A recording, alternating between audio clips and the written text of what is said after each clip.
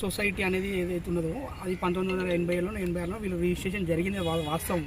కాకపోతే ఆ రిజిస్ట్రేషన్ చేసిన తర్వాత చాలా మంది అది రిజిస్ట్రేషన్ చేసిన తర్వాత దాంట్లో కూడా వీళ్ళకి ఒక రూడు వీళ్ళది ఇంక్లూడ్ చేయలేదన్నమాట. వీళ్ళది ఎవరిదైతే ప్రేమ వాళ్ళ ప్రేమ వాళ్ళది పార్టీషన్ కాలేదు,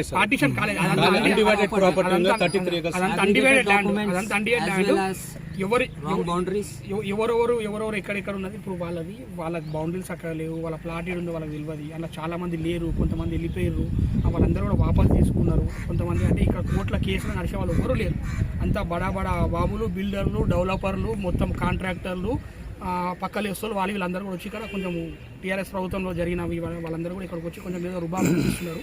అవన్నిట్లో కూడా మేమేం భయపడేది లేదు. ఇక్కడ మేము గట్టిగా నిలబడ్డాము, అదే స్టాండ్గా నిలబడతాం కూడా. మేము ఎట్టి పరిస్థితుల్లో మా యొక్క బోయిన్పల్లి ప్రజలకు, మా యొక్క బోయిన్పల్లి నివాసం ఉన్న ఓటర్లకు కూడా ఎట్టి పరిస్థితుల్లో మా ప్రాణం, మా ఊపిరి ఉన్నంత వరకు వీళ్ళ గురించి కొట్లాడి వీళ్ళకి న్యాయం జరిగేలా కూడా మేము 100% సక్సెస్ చేస్తామని చెప్పి తెలియజేసుకున్నాం.